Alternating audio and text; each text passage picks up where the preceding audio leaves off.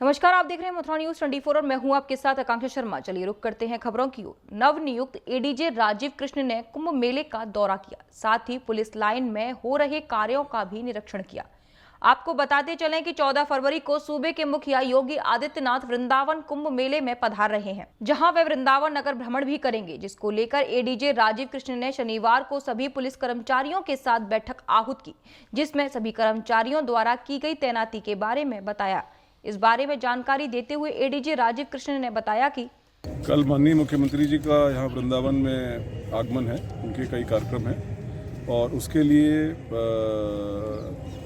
पर्याप्त और आवश्यक जितनी भी व्यवस्थाएं सुरक्षा की दृष्टि से आवश्यक हैं वो सभी की गई हैं। साथ ही साथ क्योंकि ये एक धार्मिक नगरी भी है और यहाँ पर एक बड़े आयोजन भी हो रहा है, तो एक विशेष मनोस्थिति के साथ हमारे सभी पुलिसकर्मी यहाँ पर कल का भी ड्यूटी करें और आने वाले 40-42 दिन का जो ये विशाल कार्यक्रम है, इसमें उसी सेवा भाव के साथ और उसी शिष्टाचार के साथ वो यहाँ पर अपनी सेवाएं दें, इसके लिए भी विशेष आयोजन किए जा रहे हैं। कितनी मतलब थाने बनाए गए हैं, कितनी चौकियाँ मतलब बनाई गई हैं सर कुंभ मेले यहाँ पर? अभी उसका पूरा वर्कआउट हो गया है।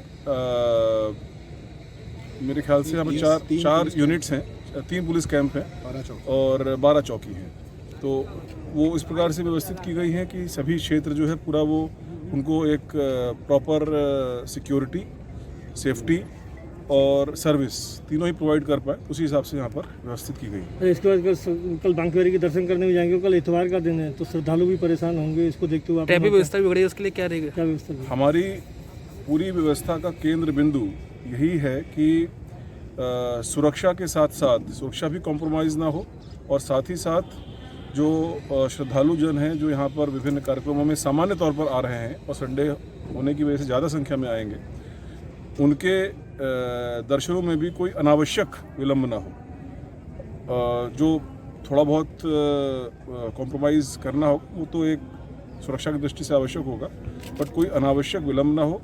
और जो हमारे पुलिसकर्मी हैं उनको विशेष तौर पर इस चीज़ के लिए ब्रीफिंग किया गया है और ट्रेनिंग किया गया है कि वो श्रद्धालु जनों के नॉर्मल भ्रमण पर, उनके नॉर्मल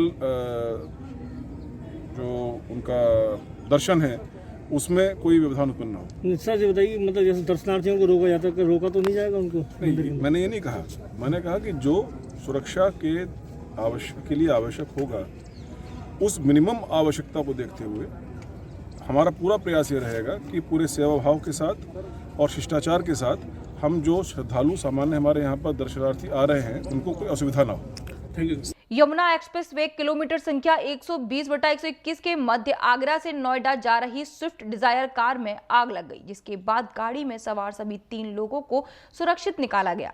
धू-धू कर जलती ये कार आगरा निवासी अशोक कुमार की है, जो कि राजपुर चुंगी के रहने वाले थे और अपने भाई के इलाज के लिए अपने परिवार के साथ नोएडा दिल्ली जा रहे थे। इसी बीच जैसे ही ये गाड़ी थाना महावन क्षेत्र के अंतर्गत यमुना एक्सप्रेस वे किलोमीटर संख्या 120/21 के मध्य पहुंची, इसी बीच इस गाड़ी में धुआं उठना प्रारंभ हो गया और जैसे ही चालक ने धुआं देखा, वैसे ही उसने गाड़ी को एक साइड से लगा दिया और उसको बुझाने का प्रयास करने लगी, लेकिन जब तक गाड़ी ने आग पकड़ ली और धू-धू कर गाड़ी जलकर खाक हो गई। इस गाड़ी के अंदर बैठे सभी 3 लोग सुरक्षित बाहर निकल आए और इसकी सूचना इलाका पुलिस को दी। वहीं इस घटना की सूचना यमुना एक्सप्रेस वे अथॉरिटी को भी दी गई। मौके पर पहुंची दमकल की गाड़ी ने आग को बुझाने का प्रयास किया, लेकिन गाड़ी जब तक जलकर खाक हो चुकी थी। इस घटना के संबंध में पीड़ित कार स्वामी ने बताया कि नाम है आपका? अशोक सोलंकी। कहाँ से कहाँ जा रहे थे? आगरा से दिल्ली। आगरा से दिल्ली के दिल्ली से आगरा? आगरा से दिल्ली। आगरा से दिल्ली जा रहे थे, क्या घटना हुई? उड़ने का गाड़ी चल रही थी, सही चल रही थी, अच्छी भली। थोड़ा सा हल्का सा धुआं दिखाई थी, हमने साइड में कर ली तो थोड़ी आग पकड़ ली, हमने पानी की आग बुझाई। जो हमारा पानी था वो पानी कम पड़ गया। एक अफसर आए थे, वो बहुत बढ़िया इंसान थे, उन्होंने जाने की कोशिश की, उन्होंने पानी पिलाया, पानी फिर भी खत्म हो गया। बस थोड़ी सी ये गाड़ी आया थी टाइम पे तो हो जाता, नहीं आई तो कोई बात नहीं। तो क्या माना जा रहा है, क्या रहा कारण आग का? नहीं, ऐसा कुछ नहीं है, भगवान की मर्जी थी, सुख शांति रहेगी। बच्चे कितने लोग सवार थे इसमें? कितने लोग सवार? 3 थे सर। अच्छा, आगरा में कहाँ के रहने वाले? आगरा राजपुर चुंगी। राजपुर चुंगी से दिल्ली जा रहे थे। 14 फरवरी को उत्तर प्रदेश के मुखिया योगी आदित्यनाथ वृंदावन पधार रहे हैं, जिसको लेकर प्रशासन द्वारा तैयारियां की जा रही हैं। वहीं आपको बताते चलें कि शनिवार को पॉल्यूशन विभाग ने देवरा घाट पर, जहां मुख्यमंत्री योगी आदित्यनाथ यमुना महारानी का पूजन करेंगे, उस जगह पर पानी का सैंपल लेकर उसकी मॉनिटरिंग की, जिससे पता लगाया जा सके कि पानी कितना स्वच्छ है। इस बारे में जानकारी देते हुए प्रदूषण विभाग के क्षेत्राधिकारी अरविंद ने बताया कि सबसे पहले तो मैं आपके माध्यम से सभी तीर्थयात्रियों को, श्रद्धालुओं को नमन करता हूँ। वो यहाँ आ रहे हैं और यहाँ माननीय मुख्यमंत्री जी के आदेशों के निर्देशों के अनुपालन में, शासन के निर्देशों के अनुपालन में, हमारे मंडलायुक्त महोदय, जिलाधिकारी महोदय के आदेशों के अनुपालन में यमुना में स्वच्छ जल मिले, इसके लिए टीमें बनाई गई हैं 2, जो मॉनिटरिंग कर रही है यमुना की लगातार पिछले 1 महीने 2 महीने से। और जो उद्योग हैं वो सब बंद करा दिए गए हैं ताकि सभी तीर्थयात्रियों को, श्रद्धालुओं को यहाँ पे स्वच्छ जल मिले। थाना छाता कोतवाली के अंतर्गत गांव खायरा में लगन सगाई के कार्यक्रम में डीजे बज रहा था, जिसका दानी उर्फ दिनेश ने विरोध किया तो रूपेश पुत्र सतपाल ने उसे गोली मार दी। अस्पताल ले जाते वक्त दिनेश पुत्र मूलचंद उम्र करीब 25 वर्ष की मृत्यु हो गई। मिली जानकारी के अनुसार दिनेश के पिता मूलचंद ने बताया कि उसके परिवार में लगन सगाई का कार्यक्रम था। कार्यक्रम के दौरान डीजे बज रहा था, लोग डीजे पर नाच गाना कर रहे थे। तभी होटल के रूपेश का उसके बेटे दिनेश से झगड़ा हो गया। उसी समय रूपेश ने उसे जान से मारने की धमकी दे डाली। जिस समय झगड़ा हुआ था उस समय करीब 11 बज रहे थे।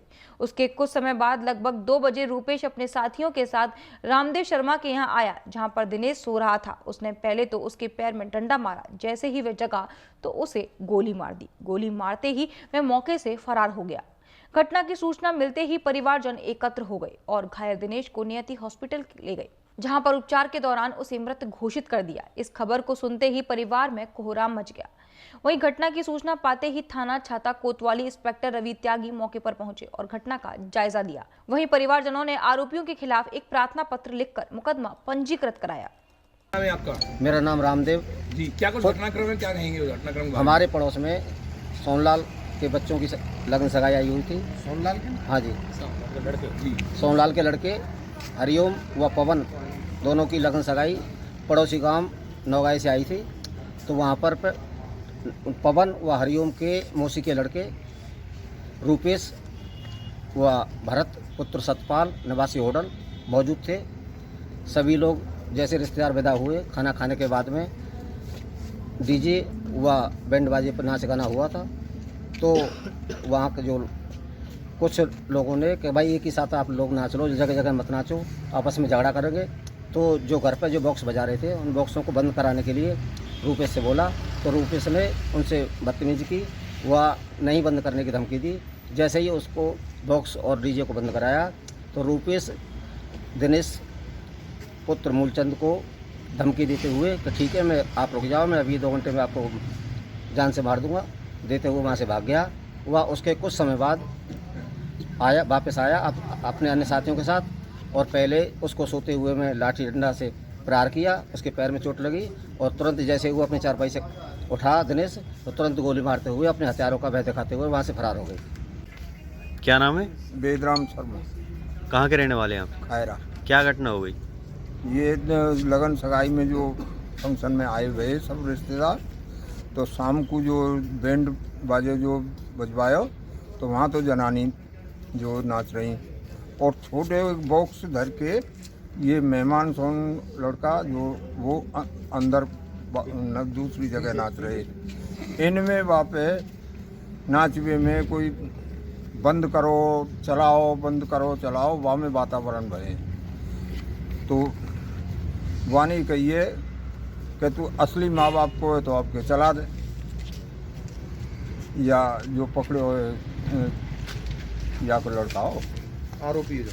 हाँ, असली माँ बाप को लड़का है तो चला दे, असली माँ बाप को है तो वाने वो चला दियो। क्या नाम है आरोपी का? आरोपी पुत्र सतपाल निवासी होटल। मथुरा के चौकी कृष्णानगर के भूतेश्वर पर सुबह उस समय लोगों का हुज्जुम लग गया जब एक व्यक्ति को नाले में लोगों ने पड़ा देखा। वहीं देखते ही देखते लोगों की भीड़ इकट्ठा हो गई और स्थानीय पुलिस को सूचना दी।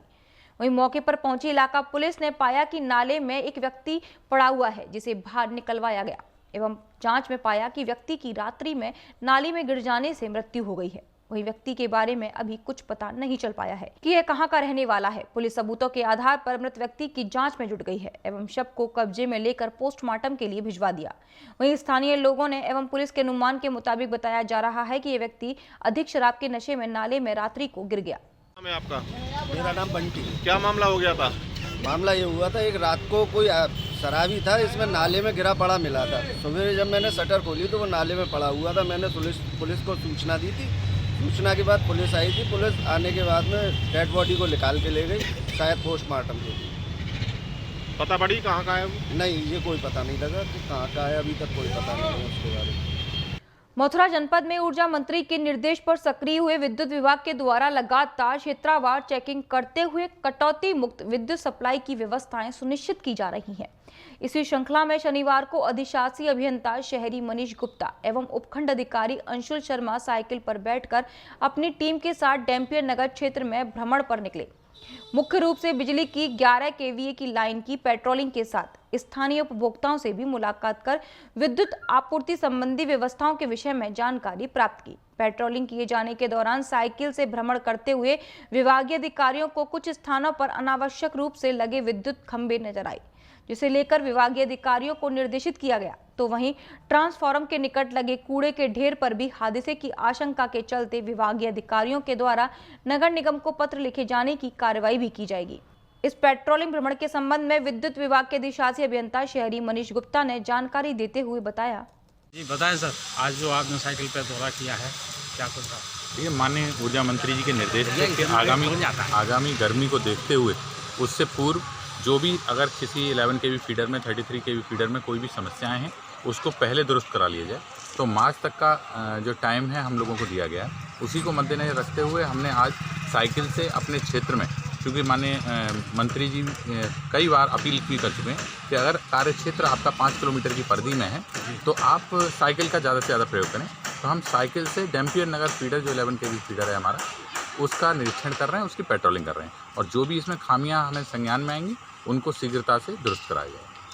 राजकीय औद्योगिक एवं कृषि प्रदर्शनी में शुक्रवार की रात कोहिनूर मंच पर प्रसिद्ध भजन गायिका मैथिली ठाकुर ने अपने सूफियाना कलाम और भक्ति संगीत से सुनने वालों को भाव विभोर कर दिया। वहीं कार्यक्रम का उद्घाटन commissioner Gaurav Dayal, ADM city Rakesh Kumar Malpani ने दीप प्रज्वलित कर किया। कार्यक्रम की शुरुआत में मैथिली ने अमीर खुसरो की रचना छाप तिलक सब छीनी तो से नैना लगाई की प्रस्तुति की तो पंडाल में माहौल सूफियाना हो गया।